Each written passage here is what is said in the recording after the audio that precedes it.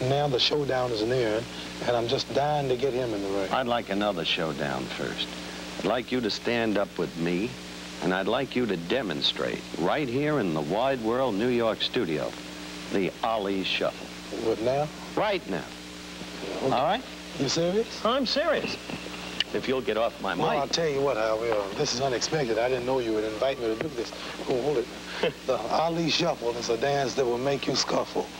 Now, you must be in a boxing pose. All right. And this only takes about 1.5 seconds to do.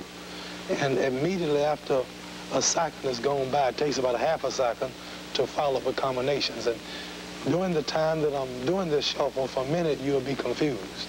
All right. Throw you off track. And this shuffle can be used for the defense retreat or the offense attack. You just saw me using it on the offense attack. And you must get in boxing position and just have a little dance like we're boxing, and just for 1 second. I have to time it. And for 1 second, right there, see? You know, it, see? It can bewilder a novice like right. me. That's right. But it shouldn't bewilder a professional. Well, it will bewilder a professional, you just saw it. All right. And as I said, I'm using a double clutch shuffle, which I will use on Terrell. Do you want to show us that? Well, I can't reveal that now, Howard. I'm still perfecting it. All right, let's sit down and rest. What we have just seen, perhaps, is the heavyweight champion of the world in what should be his true profession, that of a professional dancer. In any event, he's already challenged Ernie Terrell, as you've heard vocally. Let's hear some more about his future plans, apart from becoming another Fred Astaire. We'll be back in just a minute.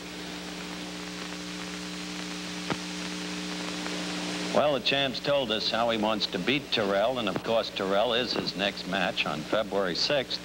Now tell us, firmly, specifically, where that bout will take place. Well, Howard, we have a new offers coming in. The Honorable Governor of Kentucky wired me the night I beat Williams, and they would like to bid for it. I was in Atlanta, Georgia yesterday, and they've never had a title fight in Atlanta, Georgia, and there's a possibility that they will be strong bidders for the fight. I met the mayor of Atlanta, and they all would like to see a nice You threw fight. quite a line at those Atlanta people. You country folk, you told them, have never seen an event like this. No, I said that at a high school, joking with the children, and one of them was really laughing. I said, "What's the trouble?"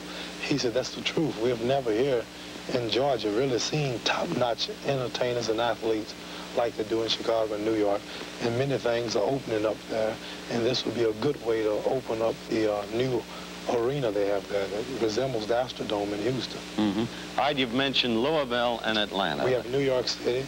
We have Madison Square Garden. It's a great possibility the Garden get it. We have Chicago. We have Detroit, Michigan, Los Angeles, California, Canada, and a few more cities. And the Houston Astrodome. That's right, the Houston Astrodome. Where do you want to fight it? Come on. Well, however, number one, we would like to fight where I'm living now, and that's Chicago. I have many fans there that want to see the fight. It's an old, real fight town. And from there, I would like Madison Square Garden. And then it's between Louisville, Houston. When will you announce where it is? Well, it's up to my manager mainly, Herbert Muhammad.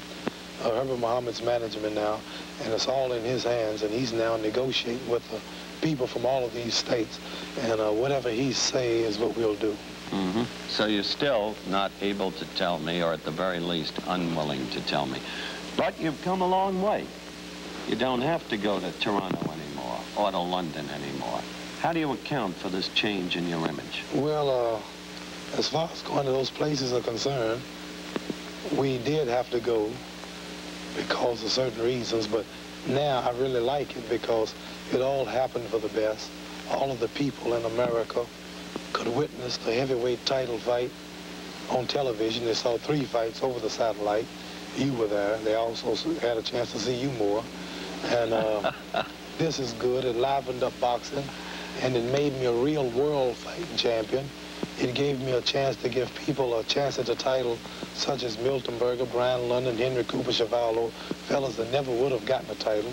It also helped the interest of boxing in these countries. Assuming all this to be true, do you intend to keep fighting with this degree of frequency? How often will you fight in 1967? That's a good question. If you're not in the Army. I think 6 times a year is too much. I really overdid it. I took a great chance because no return clauses in my contracts. Everything was a state. I was a real fighting champion in 66. But I think in 67, we'll have 3 fights at the most, and that's still more than the last few champions could say. But you're not going to quit?